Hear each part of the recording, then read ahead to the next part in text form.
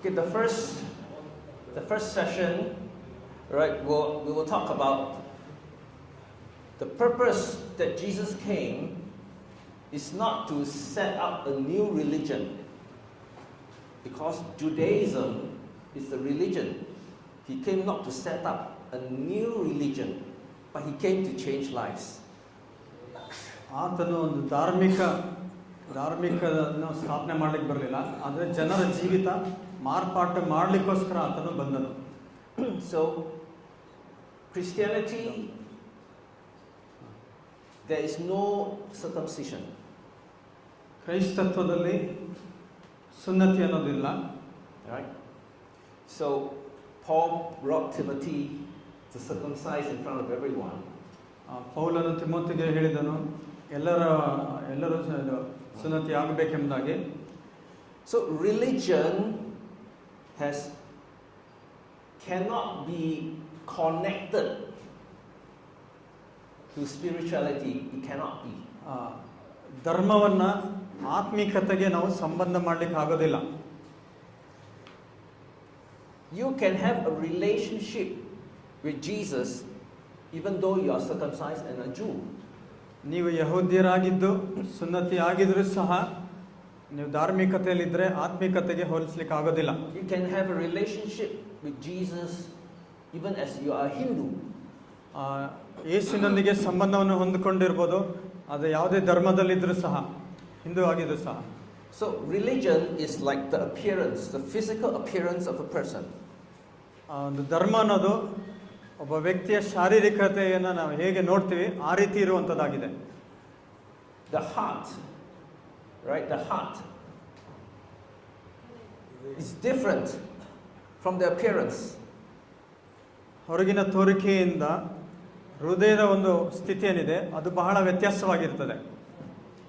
My prayer is that you will be accepted by the Hindu community. You as a minister. ಸೇವಕರಾದ ನಿಮ್ಮನ್ನ ಹಿಂದೂ ಸಮುದಾಯ ಸ್ವೀಕಾರ ಮಾಡಬೇಕು ನಿಮ್ಮನ್ನ. That you are free to come and go into a Hindu family. They will accept you. ನೀವು ಸುಲಭವಾಗಿ ಹಿಂದೂ ಕುಟುಂಬದೊಳಗೆ ಹೋಗಿ ಬರಲಿಕ್ಕೆ ಯಾವುದೇ ಅಡಚಣೆ ಇಲ್ಲದೆ ಇರುವಂಥ ರೀತಿಯಲ್ಲಿ ಇರಬೇಕು. And when they are in trouble, they come and look for you. They come and look for you. ಅವರು ಸಮಸ್ಯೆಯಲ್ಲಿರುವಾಗ When they are in trouble, they come and look for you. ಹಿಂದೂಗಳು ಸಮಸ್ಯೆಯಲ್ಲಿರುವಾಗ ಅವರು ನಿಮ್ಮನ್ನ ಹುಡ್ಕೊಂಡು ಬರ್ತಾರೆ. That you are not against them, trying to convert them, but you are for them. ನೀವು ಅವ್ರನ್ನ convert ಮಾಡಲಿಕ್ಕೆ ಪ್ರಯತ್ನ ಮಾಡೋದಿಲ್ಲ, ಆದರೆ ನೀವು ಅವರಿಗೆ ಒಂದು ಪರಿಹಾರದ ರೀತಿಯಲ್ಲಿ ಇರ್ತೀರಿ. Amen.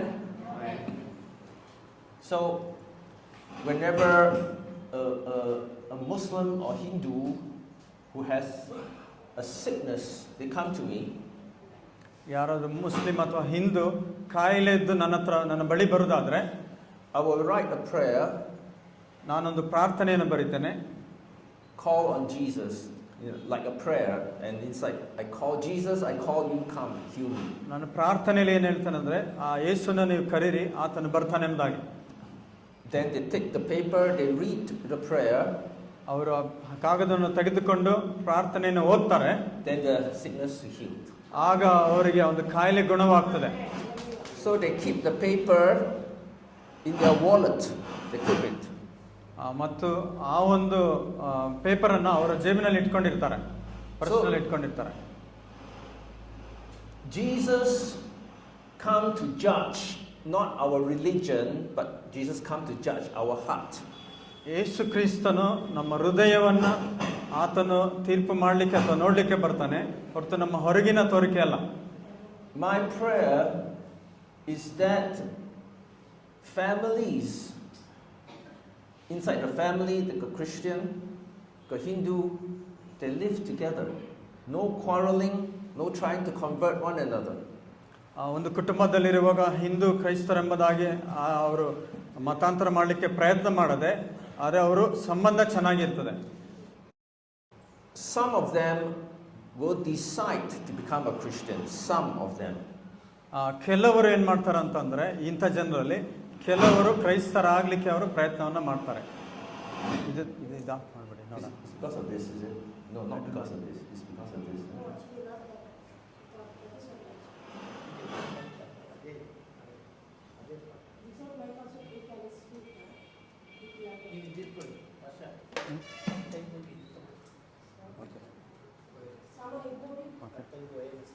ಇದು ಇದು ಬೇರೆ ಬೇರೆ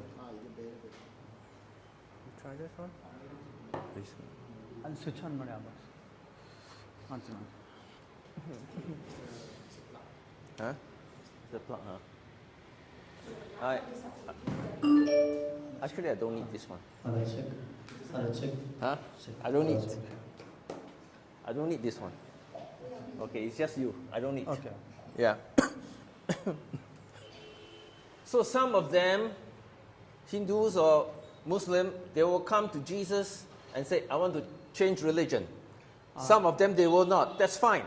ಕೆಲವರು ಬರ್ತಾರೆ, ಕೆಲವರು ಬರೋದಿಲ್ಲ. ಆದರೆ ತಮ್ಮ ಧರ್ಮವನ್ನು ಬದಲಾವಣೆ ಮಾಡಬೇಕೆಂಬುದಾಗಿ ಅವರು ಅಂದ್ಕೊಂಡು ಮುಂದೆ ಬರ್ತಾರೆ. Yeah? So in Hebrews chapter 11, ಇಬ್ರಿಯ 11ನೇ ಅಧ್ಯಾಯ, the author of Hebrews lists down all the Jews, David, all this, Abraham, all the Jews. ಅಲ್ಲಿ ನಾವು ಒಂದು ಪಟ್ಟಿಯನ್ನು ನೋಡ್ತೇವೆ, ಎಲ್ಲ ಯಹೂದ್ಯರ ಪಟ್ಟಿಗಳನ್ನು, ದಾವಿದನನ್ನ ಮತ್ತು ಇನ್ನು ಕೆಲವರನ್ನು. Yeah.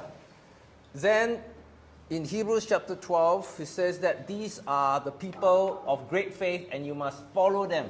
ಮತ್ತು 12ನೇ ಅಧ್ಯಾಯದಲ್ಲಿ ನಾವು ನೋಡ್ತೇವೆ, Yeah. ಈ ಎಲ್ಲ ಜನರು ಏನಂತಂದ್ರೆ ನಂಬಿಕೆ, ದೊಡ್ಡ ನಂಬಿಕೆ ಅನ್ನೋದಿರು, ನೀವೆಲ್ಲರೂ ಅವ್ರನ್ನ ಹಿಂಬಾಲಿಸಬೇಕೆಂಬುದಾಗಿ. Yeah. But they don't know Jesus. ಆದರೆ ಅವರಿಗೆ ಯೇಸು ಬಗ್ಗೆ ಗೊತ್ತಿಲ್ಲ. Jesus was born after they died. ಅವರು ಸತ್ತ ನಂತರ ಯೇಸು ಹುಟ್ಟಿದನು. But they are people of great faith because their lives are transformed. ಅವರ ಜೀವನ ಬದಲಾವಣೆ ಆದುದರಿಂದ ಅವರಿಗೆ ದೊಡ್ಡ ನಂಬಿಕೆ ಇರುವುದನ್ನು ನಾವು ನೋಡ್ತೇವೆ. Amen. So, slide number 2. Jesus met this woman at the well. She's a Samaritan woman. ಆ ಯೇಸು ಈ ಒಂದು ಸ್ತ್ರೀಯನ್ನ, ಸಮಾರ್ಯದ ಸ್ತ್ರೀಯನ್ನ ಆ ಒಂದು ಬಾವಿಯ ಬಳಿ ಸಂಧಿಸ್ತಾನೆ. Yeah, and someone read. ಇದನ್ನ ಯಾರಾದ್ರೂ ಓದಿ. ಆಕೆಗೆ, ಅಮ್ಮ, ನಾನು ಹೇಳುವ ಮಾತನ್ನ ನಂಬು. ಒಂದು ಕಾಲ ಬರುತ್ತದೆ, ಆ ಕಾಲದಲ್ಲಿ ನೀವು ತಂದೆಯನ್ನ ಆರಾಧಿಸಬೇಕಾದರೆ ಈ ಬೆಟ್ಟಕ್ಕೂ ಹೋಗುವುದಿಲ್ಲ, ಯೆರೂಸಲೇಮಿಗೂ ಹೋಗುವುದಿಲ್ಲ. ಬೇಕಾದ ರಕ್ಷಣೆಯು ಯೆಹೂದ್ಯರೊಳಗಿಂದ ಬರುತ್ತದಷ್ಟೇ. ಆದುದರಿಂದ ನಾವು ಅರಿತಿರುವುದನ್ನೇ ಆರಾಧಿಸುವವರಾಗಿದ್ದೇವೆ, ನೀವು ಅರಿಯದೇ ಇರುವಂಥದ್ದನ್ನು ಆರಾಧಿಸುವವರು. ಅದರಲ್ಲಿ ಸತ್ಯಭಾವದಿಂದ ದೇವಾರಾಧನೆ ಮಾಡುವವರು ಆತ್ಮೀಯ ರೀತಿಯಲ್ಲಿ ಸತ್ಯಕ್ಕೆ ತಕ್ಕ ಹಾಗೆ ತಂದೆಯನ್ನು ಆರಾಧಿಸುವ ಕಾಲ ಬರುತ್ತದೆ, ಅದು ಈಗಲೇ ಬಂದಿದೆ. ತಂದೆಯು ತನ್ನನ್ನು ಆರಾಧಿಸುವವರು ಇಂಥವರೇ ಆಗಿರಬೇಕೆಂದು ಅಪೇಕ್ಷಿಸುತ್ತಾರಲ್ಲವೇ? ದೇವರು ಆತ್ಮಸ್ವರೂಪನು, ಆತನನ್ನು ಆರಾಧಿಸುವವರು ಆತ್ಮೀಯ ರೀತಿಯಲ್ಲಿ ಸತ್ಯಕ್ಕೆ ತಕ್ಕ ಹಾಗೆ ಆರಾಧಿಸಬೇಕು ಅಂದನು. ಆ ಹೆಂಗಸು ಆತನಿಗೆ, ಮೆಸ್ಸಿಯನು ಅಂದರೆ ಕ್ರಿಸ್ತನು ಬರುತ್ತಾನೆಂದು ಬಲ್ಲೆನು, ಆತನು ಬಂದ ಮೇಲೆ ನಮಗೆ ಎಲ್ಲಾ ತಿಳಿಸುವನು ಎಂದು ಹೇಳಲು, ಯೇಸು ಆಕೆಗೆ, ನಿನ್ನ ಸಂಗಡ ಮಾತಾಡುತ್ತಿರುವ ನಾನೇ ಆ ಮೆಸ್ಸಿಯನು ಎಂದು ಹೇಳಿದನು. Amen. Okay, so this woman, he's begin to talk about religion. ಈ ಒಂದು ಸ್ತ್ರೀ ಧರ್ಮವನ್ನು ಕುರಿತು ಮಾತನಾಡಲಿಕ್ಕೆ ಪ್ರಾರಂಭ ಮಾಡ್ತಾ ಇದ್ದಾಳೆ. So the Samaritans and the Jews, different religion. ಸಮಾರ್ಯದವರು, ಯಹೂದ್ಯರು ಇವೆರಡು ಬೇರೆ ಬೇರೆ ಧರ್ಮದವರಾಗಿದ್ದಾರೆ. So the Samaritans say we should worship in the mountain, it's called Mountain Gerizim, to worship in this mountain, but the Jews will worship in Jerusalem. ಈ ಯಹೂದ್ಯರು ಯೆರೂಸಲೇಮಿನಲ್ಲಿ ಆರಾಧನೆ ಮಾಡ್ತಾರೆ, ಇನ್ನು ಬೆಟ್ಟದಲ್ಲಿ ಆರಾಧನೆ ಮಾಡ್ತಾರೆ ಎಂಬುದಾಗಿ ಕೇಳ್ತಾ ಇದ್ರು. So this woman is asking Jesus, should I change religion to worship in Jerusalem? ಯೆರೂಸಲೇಮಿನಲ್ಲಿ ಆರಾಧನೆ ಮಾಡಲಿಕ್ಕೆ ನಾನು ನನ್ನ ಧರ್ಮವನ್ನ ಬದಲಾವಣೆ ಮಾಡಬೇಕೆಂಬುದಾಗಿ ಕೇಳ್ತಾ ಇದ್ದಾಳೆ. So Jesus said to her, now the hour has come that you don't have to worship in Jerusalem. ಈಗ ಯೇಸು ಹೇಳ್ತಾ ಇದ್ದಾನೆ ಆಕೆಗೆ, ಈಗ ಯೆರೂಸಲೇಮಿನಲ್ಲಿ ನೀವು ಆರಾಧನೆ ಮಾಡುವ ಅವಶ್ಯ ಇಲ್ಲ ಎಂಬುದಾಗಿ. Even though salvation comes from the Jews, ರಕ್ಷಣೆಯು ಯಹೂದ್ಯರಿಂದಲೇ ಬಂದರೂ ಸಹ you don't have to become a Jew. ನೀವು ಯಹೂದ್ಯರಾಗುವ ಅವಶ್ಯಕತೆ ಇಲ್ಲ. Then talk about what are true worshippers. Now we're talking about true worship. ನಾವೀಗ ಸತ್ಯದಿಂದ ಆರಾಧಿಸುವವರನ್ನ ನಾವು ನೋಡ್ತಾ ಇದ್ದೇವೆ. So Jesus explained that God is spirit. ಯೇಸು ಹೇಳ್ತಾ ಇದ್ದಾನೆ ದೇವರು ಆತ್ಮ ಸ್ವರೂಪನೆಂಬುದಾಗಿ. Now what does it mean by God is spirit? ದೇವರು ಆತ್ಮ ಸ್ವರೂಪನ ಅಂತಂದ್ರೆ ಏನು? He's not talking about spirit you cannot see, but a body you can see, but God you cannot see. He's not talking about this. ಆತನ ಇದನ್ನ ಹೇಳ್ತಾ ಇಲ್ಲ, ಆತ್ಮ ಅಂತಂದ್ರೆ ನೋಡಲಿಕ್ಕೆ ಆಗುದಿಲ್ಲ, ಶರೀರ ಅಂತಂದ್ರೆ ನೋಡ್ಲಿಕ್ಕೆ ಆಗುದಿಲ್ಲ ಎಂಬುದಾಗಿ. So we talked about the spirit of the law. ನಾವು ಆತ್ಮ ಸ್ವರೂಪನನ್ನ ಕುರಿತು ನಾವು ಮಾತನಾಡ್ತಾ ಇದ್ದೇವೆ. And then you talk about the letter of the law, right? ನಂತರ letter of the law, the spirit of the law. ನಂತರ ದೇವರ ಆತ್ಮನನ್ನು ಕುರಿತು ನಾವು ನೋಡ್ಲಿಕ್ಕಿದ್ದೇವೆ. Okay, the spirit of the law means the attitude, the intention. ಆ ಒಂದು ಧರ್ಮಶಾಸ್ತ್ರದ ಒಂದು ಭಾವನೆ ಏನಂತಾರೆ ಅದು ಒಂದು ಉದ್ದೇಶಪೂರ್ವಕವಾಗಿರುವುದಾಗಿದೆ. So it's the Kannada language, right? Is there like spirit of the law? ದೇವರ ಆತ್ಮನೆಂಬ ಪದ ಇದೆ ಅಲ್ವಾ? Yeah. So spirit of the law means the attitude of the law. ದೇವರ ಆತ್ಮ ಅಂತಂದ್ರೆ ಇದು ಇಂಗ್ಲಿಷ್ ನಲ್ಲಿ ಬೇರೆ ರೀತಿ ಬರ್ತದೆ. Right. ಸ್ಪಿರಿಟ್ ಅಂತಂದ್ರೆ ಒಂದು ಭಾವನೆ, ಒಂದು ಭಾವನೆ ಇದೆ ಎಂಬುದಾಗಿ. So we're talking about spirit means attitude. ಒಂದು ಭಾವನೆ ಅಥವಾ ವರ್ತನೆ ಎಂಬುದಾಗಿ ನಾವು ನೋಡಬಹುದು. Right? Like love is the spirit of the law. ಪ್ರೀತಿ ಅದೊಂದೊಂದು.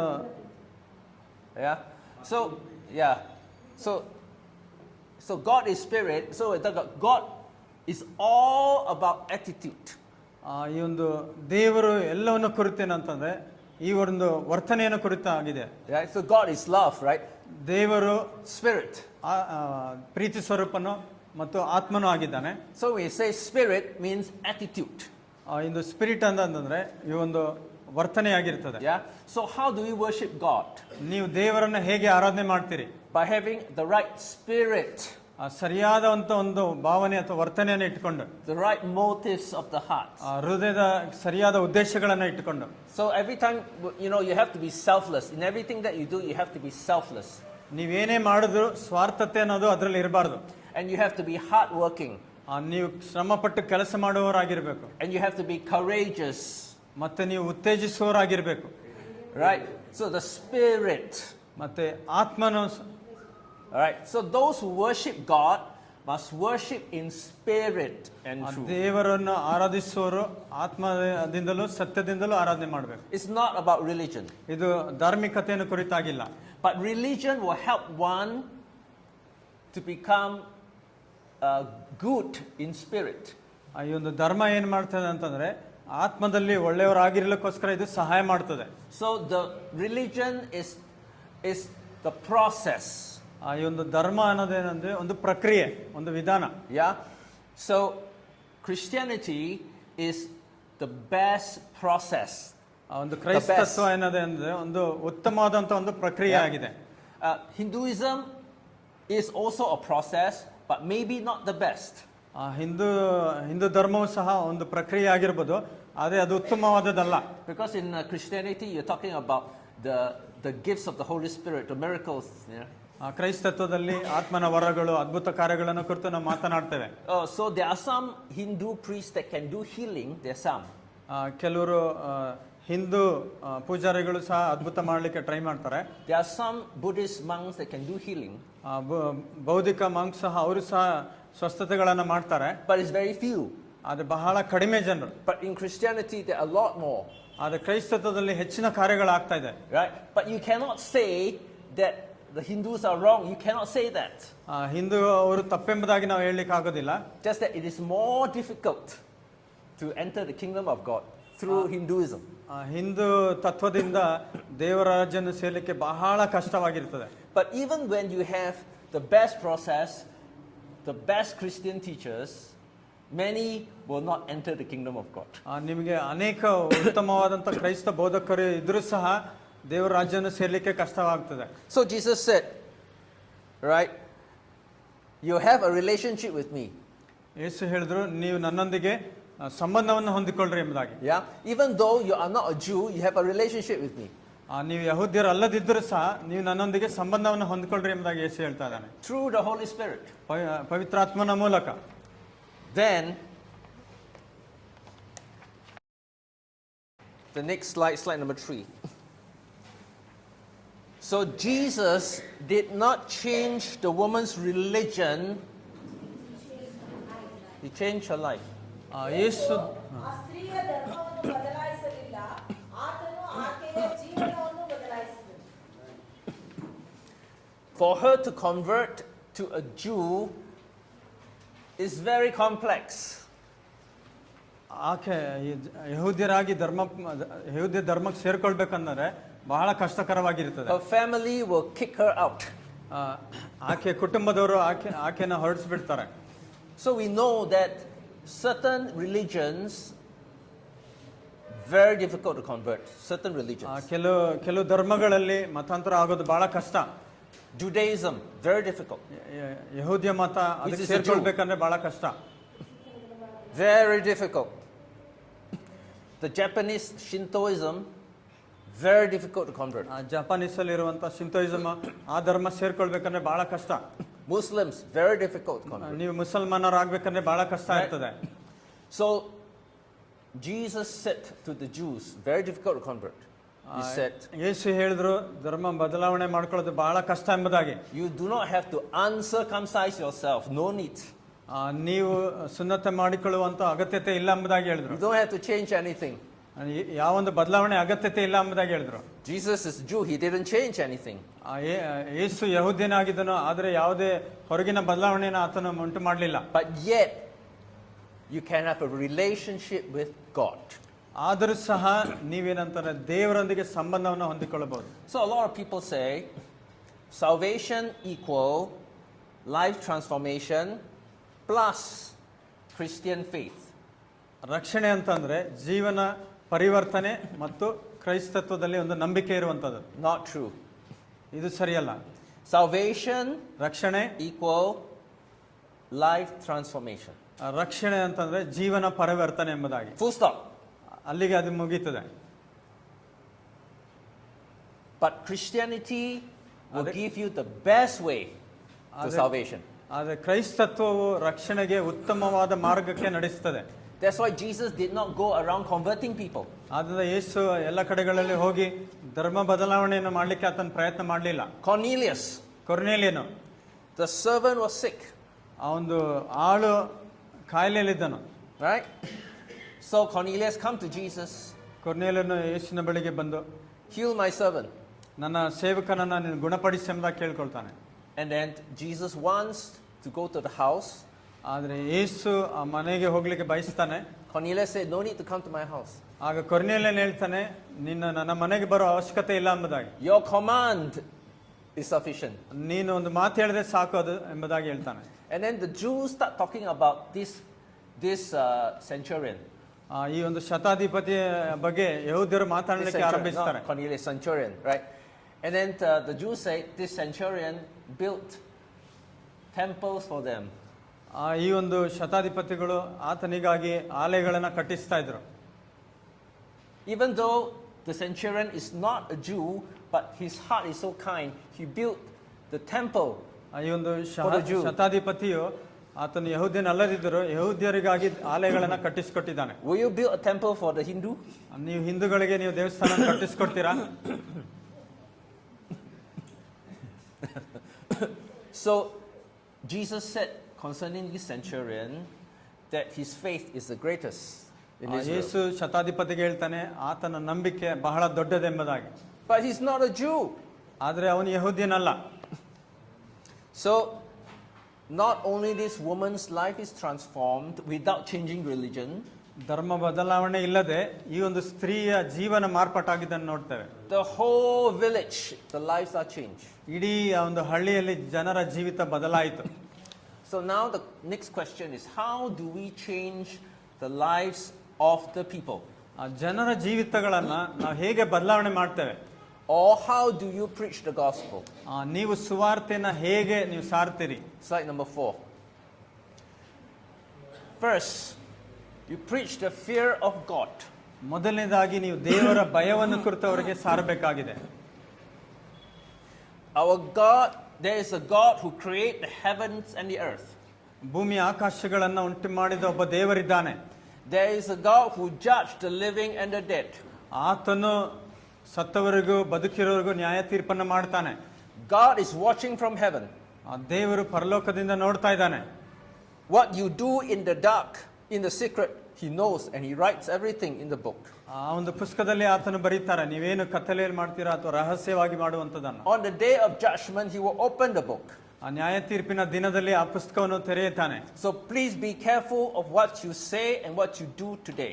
ನೀವು ಈ ದಿನ ಏನು ಹೇಳ್ತೀರಾ, ಏನು ಮಾಡ್ತೀರಾ, ಬಹಳ ಜಾಗೃತಿಯಾಗಿರ್ಬೇಕಾ. That is the gospel. ಅದು ಒಂದು ಸುವಾರ್ತೆಯಾಗಿದೆ. Whether you are Hindu, you are Buddhist, or you are Muslim, you believe what you say. They believe what you say. ನೀವು ಏನು ಹೇಳ್ತೀರಾ ಅದನ್ನು ನಂಬಬೇಕು. ಹಿಂದೂ, ಮುಸ್ಲಿಂ, ಅದು ಕ್ರೈಸ್ತರಾಗಿದ್ದರೂ ಸಹ. Amen. I believe that is the same gospel that Jonah preached in Nineveh. ಆ ನೆನೆವೆನಲ್ಲಿ ಇದೇ ಒಂದು ಸುವಾರ್ತೆಯನ್ನು ಯೋನನು ಸಾರಿದನೆಂಬುದಾಗಿ ನಾನು ನಂಬುತ್ತೇನೆ. If you do not repent, 40 days God will destroy the city. ಆ 40 ದಿವಸಗಳಲ್ಲಿ ಅವರು ಮನಮರಗಿಲ್ಲ ಅಂತಂದ್ರೆ ದೇವರು ಅದನ್ನು ನಾಶ ಮಾಡಲಿಕ್ಕಿದ್ದನು. That is the basic gospel you should preach to everyone, and everyone will say amen to God, whether you are Hindu, Muslim or Christian. ನೀವು ಸಾರುವಂತ ಒಂದು ಸುವಾರ್ತೆಗೆ, ಅದು ಹಿಂದೂ ಆಗಲಿ ಮುಸ್ಲಿಂ ಆಗಿದ್ರೆ ಕ್ರೈಸ್ತರಾಗಲಿ, ಅವರು ಅದನ್ನು ಒಪ್ಪಿಕೊಂಡು ಆಮೇನ್ ಎಂಬುದಾಗಿ ಹೇಳಬೇಕು. Amen. That is the first gospel. ಅದು ಮೊದಲನೇ ಒಂದು ಸುವಾರ್ತೆಯಾಗಿದೆ. Just by preaching this gospel, miracles will come through your life. ಈ ರೀತಿ ಸುವಾರ್ತೆ ಸಾರಿದ್ರೆ ನಿಮ್ಮ ಜೀವಿತ ಅದ್ಭುತ ಕಾರ್ಯಗಳು ಆಗ್ಲಿಕ್ಕೆ ಸಾಧ್ಯತೆ ಉಂಟು. The fear of God will bring people into your church. ದೇವರ ಭಯವು ಜನರನ್ನ ನಿಮ್ಮ ಸಭೆಗೆ ನಡೆಸುತ್ತದೆ. The second, the birds of a wing, the left wing, the right wing. Okay, the right wing. ಒಂದು ಪಕ್ಷಿಯ ರೆಕ್ಕೆಗಳು, ಬಲ ಮತ್ತು ಎಡ ರೆಕ್ಕೆಗಳು. They need to see a man and a woman of God. ಅವರು ಮನುಷ್ಯನನ್ನ ಸ್ತ್ರೀಯನ್ನ ಅವರು ನೋಡಬೇಕಾಗಿದೆ. They need to see. ಅವರು ನೋಡಬೇಕಾಗಿದೆ. They don't know Jesus. ಅವರಿಗೆ ಯೇಸು ಬಗ್ಗೆ ಗೊತ್ತಿಲ್ಲ. But when they see you, ಆದ್ರೆ ಅವರು ನಿಮ್ಮನ್ನ ನೋಡಿದಾಗ, they see Jesus. ಅವರು ನಿಮ್ಮನ್ನ ನೋಡಿದಾಗ ಅವರು ಯೇಸುವನ್ನು ನೋಡ್ತಾರೆ. They don't need to know the name Jesus. ಅವರು ಯೇಸುವಿನ ಹೆಸರನ್ನು ನೋಡೋ ಅವಶ್ಯಕತೆ ಇಲ್ಲ. They need to know what Jesus is like.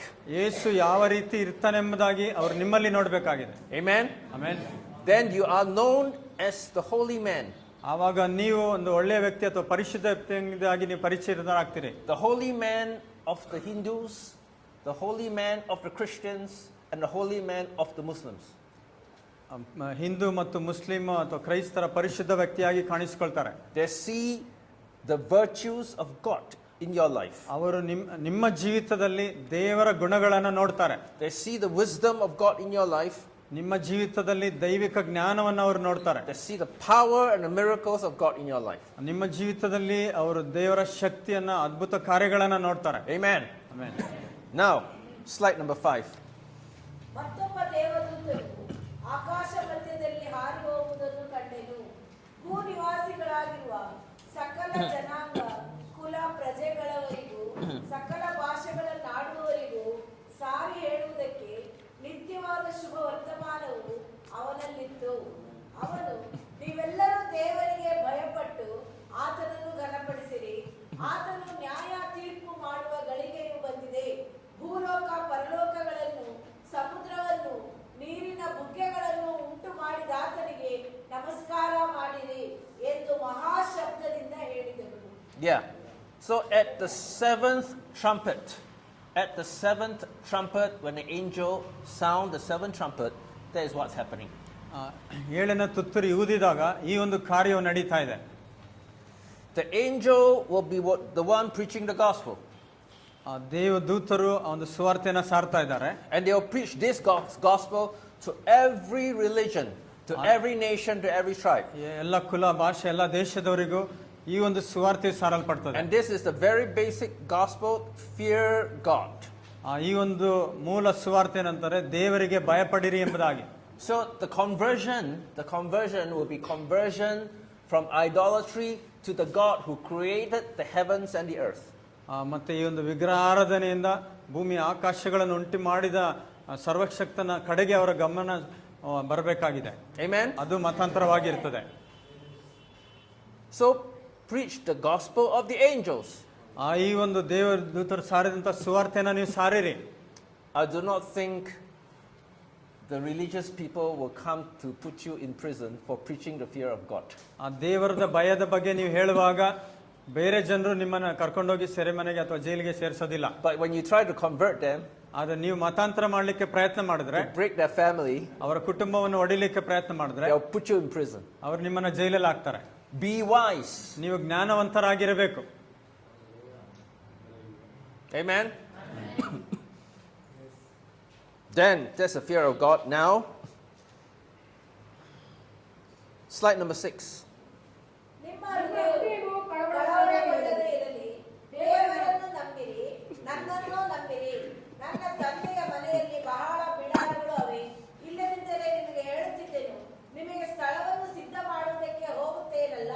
ನಾನು ಹೋಗಿ ನಿಮಗೆ ಸ್ಥಳವನ್ನು ಸಿದ್ಧ ಮಾಡಿದ ಮೇಲೆ ತಿರುಗಿ ಬಂದು ನಿಮ್ಮನ್ನು ಕರ್ಕೊಂಡು ಹೋಗಿ ನನ್ನ ಬಳಿಗೆ ಸೇರಿಸಿಕೊಳ್ಳುವೆನು. ಯಾಕಂದರೆ ನಾನಿರುವ ಸ್ಥಳದಲ್ಲಿ ನೀವು ಸಹ ಇರಬೇಕು ಮತ್ತು ನಾನು ಹೋಗುವ ಸ್ಥಳದ ಮಾರ್ಗವು ನಿಮಗೆ ತಿಳಿದದೆ ಅಂದನು. ತೋಮನು ಆತನನ್ನು, ಸ್ವಾಮಿ, ನೀನು ಎಲ್ಲಿಗೆ ಹೋಗುತ್ತೀಯೋ ನಮಗೆ ತಿಳಿಯದು, ಮಾರ್ಗವು ಹೇಗೆ ತಿಳಿದಿತ್ತು ಎಂದು ಕೇಳಲು ಯೇಸು ಅವನಿಗೆ, ನಾನೇ ಮಾರ್ಗವು ಸತ್ಯವೂ ಜೀವವೂ ಆಗಿದ್ದೇನೆ. ನನ್ನ ಮೂಲಕವಾಗಿ ಹೊರತು ಯಾರೂ ತಂದೆಯ ಬಳಿಗೆ ಬರುವುದಿಲ್ಲ. So here you see Jesus talked about believe in God, which is a fear of God. ಯೇಸು ಇಲ್ಲಿ ಏನು ಹೇಳ್ತಾ ಇದ್ದಾನೆ ಅಂತಂದ್ರೆ, ದೇವರಲ್ಲಿ ನಂಬಿಕೆ ಇಡ್ರಿ, ಅದು ದೇವರ ಭಯ ಎಂಬುದು. Believe in me, follow me, follow the man of God. ನನ್ನನ್ನು ನಂಬಿರಿ, ನನ್ನನ್ನು ಹಿಂಬಾಲಿಸಿರಿ ಎಂಬುದಾಗಿ. So you, the holy man, ಪರಿಶುದ್ಧ ವ್ಯಕ್ತಿಯಾದಂಥ ನೀವು, you will say to them, ನೀವು ಅವ್ರಿಗೆ ಹೀಗೆ ಹೇಳ್ತೀರಿ, believe in God. ದೇವರನ್ನ ನಂಬಿರಿ. They have no issue. ಅವಾಗೇನು ಸಮಸ್ಯೆ ಬರೋದಿಲ್ಲ. The Hindus believe in God. Hindu ಅವರು ದೇವರನ್ನ ನಂಬುತ್ತಾರೆ. Everybody believes in God. ಎಲ್ಲರೂ ದೇವರನ್ನ ನಂಬುತ್ತಾರೆ, Fear God. ದೇವರಿಗೆ ಭಯ ಪಡ್ತಾರೆ. If you fear God, you make sure you cut off that woman. ನೀವು ದೇವರಿಗೆ ಭಯಪಟ್ಟರೆ ನಿಮ್ಮ ಸಂಬಂಧಗಳ ನೀವು ಕಡಿತೀರಿ. Be faithful to your wife. ನಿಮ್ಮ ಹೆಂಡತಿಗೆ ನೀವು ನಂಬಿಗಸ್ತರಾಗಿರ್ತೀರಿ.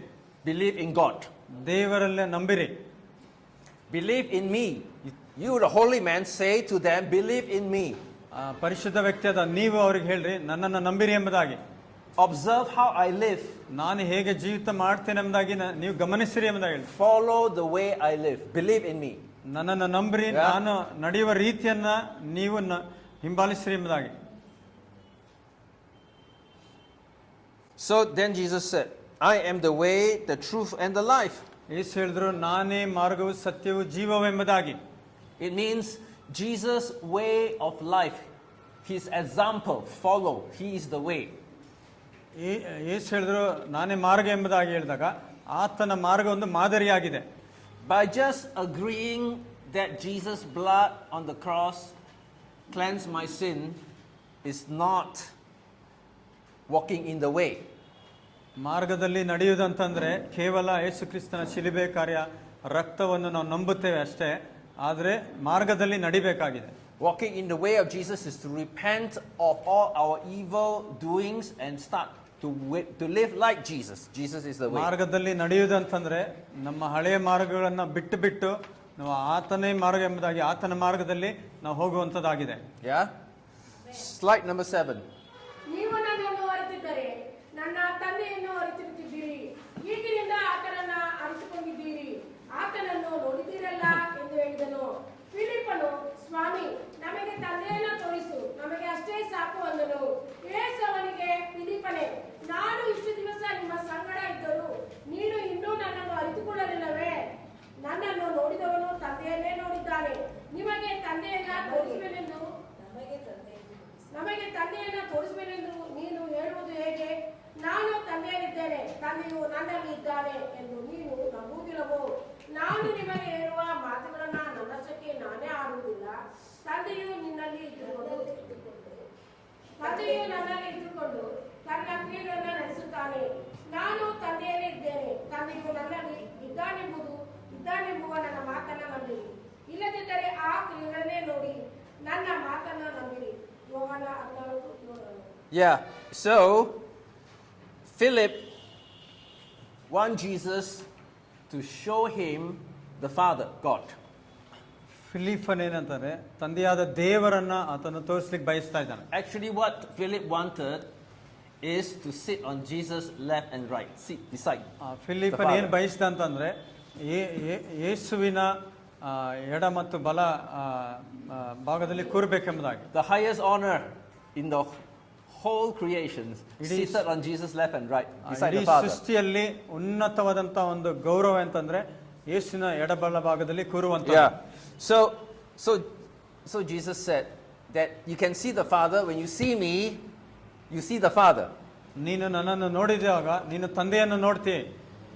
You see, whatever I do is what the Father is doing. ನಾನು ಏನೇನು ಮಾಡಿದ್ರು ತಂದೆಯು ಅದನ್ನು ಮಾಡ್ತಾ ಇದ್ದಾನೆ. Whatever I say is the Father saying. ನಾನು ಏನೇ ಹೇಳಿದ್ರು ಅದು ತಂದೆ ಹೇಳ್ತಾ ಇದ್ದಾನೆ. Believe me because of the works that I do, the miracles that I do. ನಾನು ಮಾಡುವಂತ ಕಾರ್ಯಗಳು, ನಾನು ಮಾಡುವಂತ ಅದ್ಭುತ ಕಾರ್ಯಗಳನ್ನೇ ನೀವು ನಂಬಿರಿ ಎಂಬುದಾಗಿ. Yeah. So Jesus is leading the disciples to salvation ಯೇಸು ಕ್ರಿಸ್ತನು ಶಿಷ್ಯರನ್ನ ರಕ್ಷಣೆಗೆ ನಡೆಸ್ತಾ ಇದ್ದಾನೆ. by following what he does. ಆತನು ಮಾಡುವಂತ ಕಾರ್ಯವನ್ನ ಹಿಂಬಾಲಿಸೋದ್ರ ಮೂಲಕ. Because when they see Jesus, they see God. ಅವರು ಯೇಸುವನ್ನು ನೋಡುವಾಗ ಅವರು ದೇವರನ್ನ ನೋಡ್ತಾರೆ. The Spirit of Christ is in you, O holy man and woman. ಪರಿಶುದ್ಧ ವ್ಯಕ್ತಿ ಪುರುಷರಾದಂತ ಮತ್ತು ಸ್ತ್ರೀಯಾದ ನಿಮ್ಮಲ್ಲಿ ಇದ್ದಾನೆ. It's no longer I who live, but Christ who lives in me. ನಾನಲ್ಲ, ನನ್ನೊಳಗೆ ಯೇಸು ಕ್ರಿಸ್ತನು ಆತನು ವಾಸ ಮಾಡ್ತಾ ಇದ್ದಾನೆ. Christ in me, the hope of glory. ನನ್ನಲ್ಲಿರುವಂತ ಕ್ರಿಸ್ತನು ಆತನು ಮಹಿಮೆಗೆ ಒಂದು ನಿರೀಕ್ಷೆ. So whenever they see you, they talk to you, they are talking to God. ಅವರು ನಿಮ್ಮೊಟ್ಟಿಗೆ ಮಾತನಾಡುವಾಗ ಅವರು ದೇವರೊಟ್ಟಿಗೆ ಮಾತನಾಡ್ತಾ ಇದ್ದಾರೆ. Slide number 8. The man of God is divine. He is the face of God to the world. ದೈವಿಕನು, ಆತನು ಲೋಕಕ್ಕೆ ದೇವರ ಮುಖವಾಗಿದ್ದಾನೆ. Amen. So you want to save the people? ನೀವು ಜನರಿಗೆ ರಕ್ಷಣೆಗೆ ನಡೆಸಲಿಕ್ಕೆ ಬಯಸ್ತೀರಾ? Be the holy man. ನೀವು ಪರಿಶುದ್ಧ ವ್ಯಕ್ತಿ ಆಗಿರಬೇಕು. Not just preach, set up a church. ಬರೀ ಸಭೆಯಲ್ಲಿ ಕೂತು ನೀವು ಬರೀ ಮಾತ್ರ ಹೇಳೋದು ಅಷ್ಟೇ ಅಲ್ಲ. And teach the Bible, teach. ಸತ್ಯವೇದವನ್ನ ಬರೀ ಬೋಧನೆ ಮಾಡೋದಲ್ಲ. The word of God, the Bible, is in you. You are the word of God. ಸತ್ಯವೇದ ಅಥವಾ ದೇವರ ವಾಕ್ಯ ನೀವಾಗಿದ್ರಿ, ಅದು ನಿಮ್ಮೊಳಗಡೆ ಇದೆ. You are the word that became flesh. ನೀವು ವಾಕ್ಯವಾಗಿದ್ದು ನೀವು ಶರೀರದಲ್ಲಿದ್ದೀರಿ. The glory of God is upon you. ಆ ದೇವರ ಮಹಿಮೆಯು ನಿಮ್ಮಲ್ಲಿದೆ.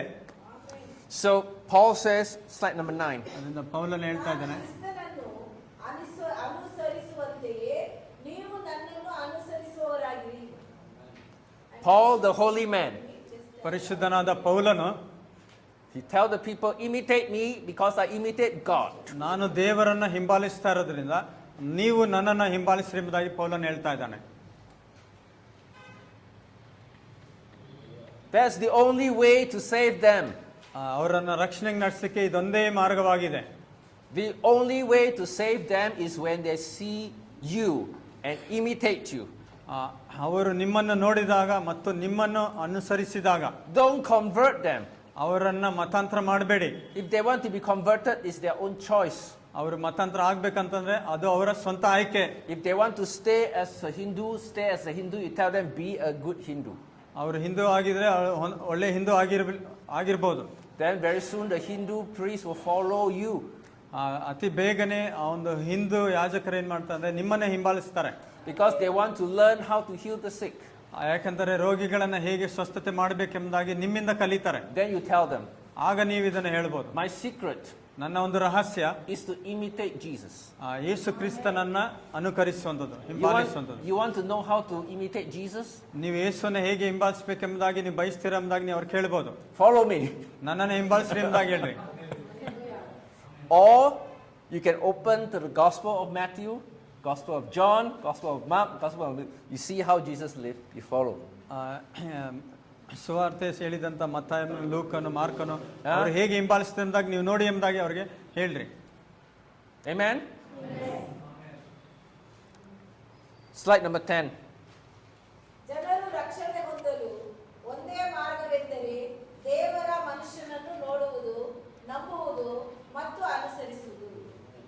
Amen. So what did Jesus do on the earth? ಯೇಸು ಭೂಮಿಯ ಮೇಲೆ ಏನು ಮಾಡಿದರು? How did the disciples observe Jesus? ಶಿಷ್ಯರು ಹೇಗೆ ಯೇಸುವನ್ನು ಗಮನಿಸಿದರು? What did they learn in their 3 years of following Jesus? ಆ ಯೇಸುವನ್ನು ಹಿಂಬಾಲಿಸೋದ್ರ ಮೂಲಕ ಅವ್ರು ಏನನ್ನ ಕಲ್ತಿದ್ರು? Slide 11. He loved the people who are small and insignificant. ಆತನು ಬಹಳ ಚಿಕ್ಕವರನ್ನು, ಯಾವುದೇ ಕೆಲಸಕ್ಕೆ ಬಾರದವರನ್ನು ಸಹ ಆತನ ಪ್ರೀತಿಸಿದನು. Everybody he loves. ಎಲ್ಲರನ್ನು ಆತನು ಪ್ರೀತಿಸಿದನು. Where he goes, he brings the light of God, ಆತನು ಹೋದ ಕಡೆಗಳಲ್ಲೆಲ್ಲ ದೇವರ ಬೆಳಕನ್ನು ಆತನು ತರ್ತಾ ಇದ್ದನು, which is love. ಅದು ಪ್ರೀತಿ. And he becomes the entrance, the doorway to healing, to miracles, to salvation. ಆತನು ರಕ್ಷಣೆಗೆ ಅಥವಾ ಸ್ವಸ್ಥತೆಗೆ ಒಂದು ಬಾಗಿಲಾಗಿದ್ದನು. Everywhere he goes, he gives hope and love. ಆತನು ಎಲ್ಲ ಕಡೆಗಳಲ್ಲಿ ಹೋದಾಗ ಪ್ರೀತಿ ಮತ್ತು ನಿರೀಕ್ಷೆಯನ್ನು ಕೊಡ್ತಾ ಇದ್ದನು. When they were rejected by others because they are not good enough, Jesus loved them and encouraged them. ಅನೇಕ ಜನರು ಆತನನ್ನ ಯೇಸುನ ತಿರಸ್ಕಾರ ಮಾಡಿದಾಗ ಆದರೆ ಯೇಸು ತನ್ನ ಪ್ರೀತಿಯನ್ನ ತೋರಿಸ್ತಾ ಇದ್ದನು. Whenever ಮನುಷ್ಯರನ್ನ ತಿರಸ್ಕರಿಸಿದ ಜನರನ್ನ ಯೇಸು ಪ್ರೀತಿಸಿದ. So whenever they are discouraged, they just come to Jesus and they feel so encouraged. ಯಾರಾದರೂ ನಿರಾಶೆಗೊಂಡಿದ್ದರೆ ಅವ್ರೇನು ಮಾಡ್ತಾರೆ? ಯೇಸುನ ಸಂಧಿಸಿದಾಗ ಅವರಿಗೆ ಬಹಳ ಒಂದು ಆದರಣೆ ಉಂಟಾಗ್ತದೆ. Number 2, this slide number 12. Jesus speak the truth. He's not afraid of opposition.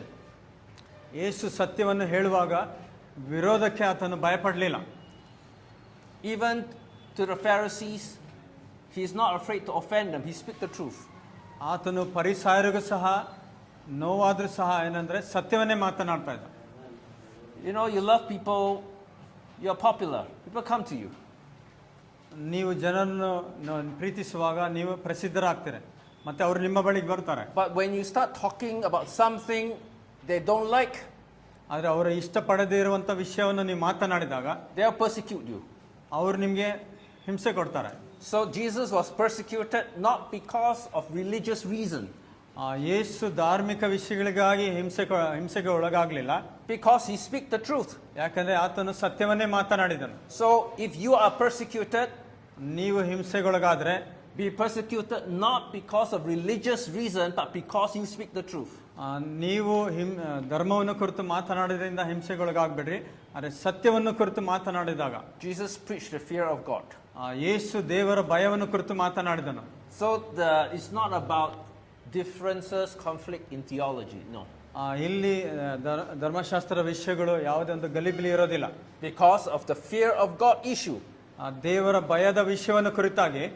So when you speak the truth, ನೀವು ಸತ್ಯವನ್ನು ಮಾತನಾಡಿದಾಗ those who are righteous at heart, they will follow you. ಹೃದಯದಲ್ಲಿ ಅವರು ಒಳ್ಳೆಯವರಾಗಿದ್ರೆ ಅವರು ನಿಮ್ಮನ್ನು ಹಿಂಬಾಲಿಸ್ತಾರೆ.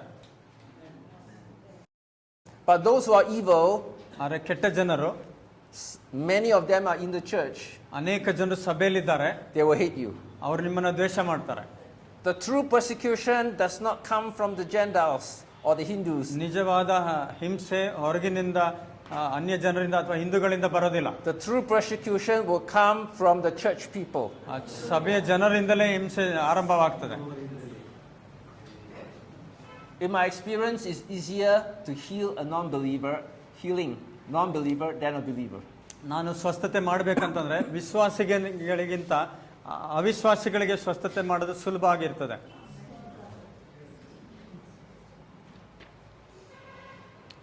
Slide 13. What did the disciples see? The disciples saw the heavenly saints coming to Jesus. ನಾವು ನೋಡ್ತೇವೆ ಪರಲೋಕದ ಒಂದು ಭಕ್ತರು ಯೇಸು ಕ್ರಿಸ್ತನ ಬಳಿಗೆ ಬರುವಂಥದ್ದು. Why did Jesus bring the 3 disciples to see Elijah and Moses? ಎಲೀಷನನ್ನು ಮೋಶೆಯನ್ನು ನೋಡಲಿಕ್ಕೆ ಈ 3 ಶಿಷ್ಯರನ್ನ ಯೇಸು ಯಾಕೆ ಅಲ್ಲಿ ಅವರ ಬಳಿಗೆ ಕರ್ಕೊಂಡು ಬರ್ತಾನೆ? Jesus wanted to show them that this is normal practice. ಯೇಸು ಅವರಿಗೆ ತೋರ್ಸಕ್ಕೆ ಏನು ಬಯಸ್ತಾ ಅಂತಂದ್ರೆ ಇದು ಸಾಮಾನ್ಯವಾದಂಥ ಒಂದು ಅಭ್ಯಾಸ ಎಂಬುದಾಗಿ. This is normal practice, speaking, fellowshipping with the heavenly saints. ದೇವ ಭಕ್ತರೊಂದಿಗೆ ಅನ್ಯೋನ್ಯತೆಯಲ್ಲಿರುವುದು, ಮಾತನಾಡುವುದು ಅದು ಸಾಮಾನ್ಯ. The angels does not fully understand human tribulation because they are angels. ದೇವದೂತರು ಆಗಿರೋದ್ರಿಂದ ಅವರು ಸಂಪೂರ್ಣವಾಗಿ ಮನುಷ್ಯರ ಹಿಂಸೆಗಳನ್ನು ಅರ್ಥ ಮಾಡ್ಕೊಳ್ಳಿಕ್ಕೆ ಆಗೋದಿಲ್ಲ. But Moses, Elijah, they understood tribulation because they have been through it. ಮೋಶೆ ಮತ್ತು ಎಲೀಷರು ಅವರ ಉಪದ್ರವಗಳಾಗಲಿ ಅಥವಾ ಹಿಂಸೆಗಳನ್ನಾಗಲಿ ಅವರು ಅನುಭವಿಸಿದ್ರು, ಅದರ ಅನುಭವ ಅವರಿಗೆ ಇರುವಂಥದ್ದಾಗಿದೆ. So the heavenly saints came and counseled Jesus, encouraged Jesus. ಪರಲೋಕದ ಭಕ್ತರು ಬಂದು ಯೇಸುವಿನ ಬಳಿ ಮಾತನಾಡಿ ಅವರಿಗೆ ಆದರಣೆಯನ್ನು ಕೊಡುವುದನ್ನು ನಾವು ನೋಡುತ್ತೇವೆ. There are many who says Jesus has a direct line to God. Why does he need to talk to Moses, Elijah? ಅನೇಕ ಜನರು ಹೇಳ್ತಾರೆ ಯೇಸುವಿಗೆ ದೇವರ ಬಳಿಗೆ ನೇರ ಸಂಪರ್ಕ ಇದೆ ಎಂಬುದಾಗಿ, ಮತ್ತೆ ಯಾಕೆ ಎಲೀಷ ಮತ್ತು ಮೋಶೆಯೊಟ್ಟಿಗೆ ಮಾತನಾಡಬೇಕಾಗಿತ್ತು? And they have a grave misunderstanding. ಇಲ್ಲೊಂದು ಬಹಳ ತಪ್ಪಾದಂಥ ಅರ್ಥ ಮಾಡಿಕೊಳ್ಳುವಂಥ ವಿಷಯ ಇದೆ. God uses all ways to edify Jesus. ದೇವರು ಎಲ್ಲ ರೀತಿಗಳನ್ನು ಉಪಯೋಗ ಮಾಡ್ತಾನೆ ಯೇಸುವನ್ನ ಭಕ್ತಿ ವೃದ್ಧಿ ಮಾಡಲಿಕ್ಕೋಸ್ಕರ, including the angels and the heavenly saints. ಪರಲೋಕದ ಭಕ್ತರನ್ನ ಮತ್ತೆ ದೇವದೂತರನ್ನ ಸಹ ಉಪಯೋಗಿಸ್ತಾನೆ. So all these resources are available to you as well. ಈ ಎಲ್ಲ ಸಂಪನ್ಮೂಲಗಳು ನಿಮಗೂ ಸಹ ಲಭ್ಯವಾಗಿರ್ತವೆ. We'll talk about that a little bit tomorrow.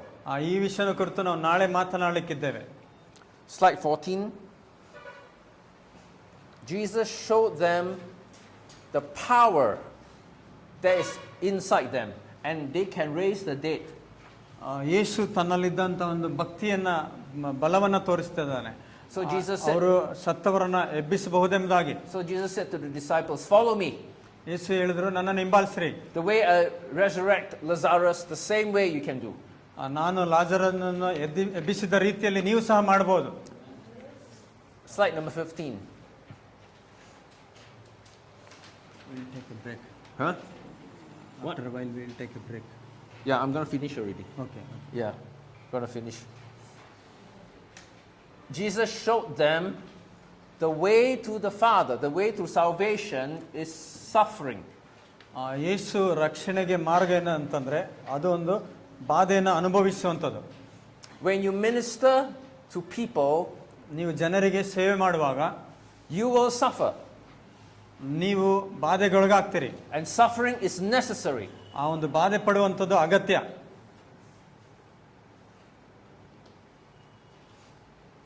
Slide number 16. Jesus was resurrected in heaven, into heaven. ಯೇಸುವನ್ನ ಪುನರುತ್ಥಾನ ಮಾಡಿ ಆತನು ಪರಲೋಕಕ್ಕೆ ಏರಿ ಹೋದನು. So I call this rapture.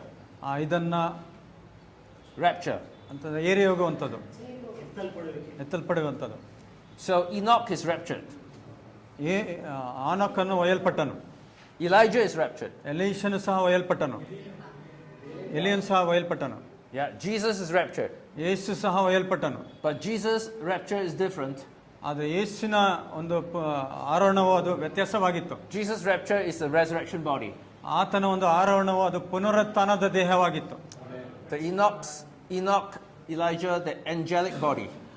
ಈನೋಕನು ಮತ್ತು ಅವರಿಬ್ಬರೇನಂತಂದ್ರೆ ಅವ್ರದ್ದು ದೇವದೂತನ ಒಂದು ರೀತಿಯಂತ ದೇಹದಿಂದ ಅವರು ಆರೋಹಣ ಆದರು.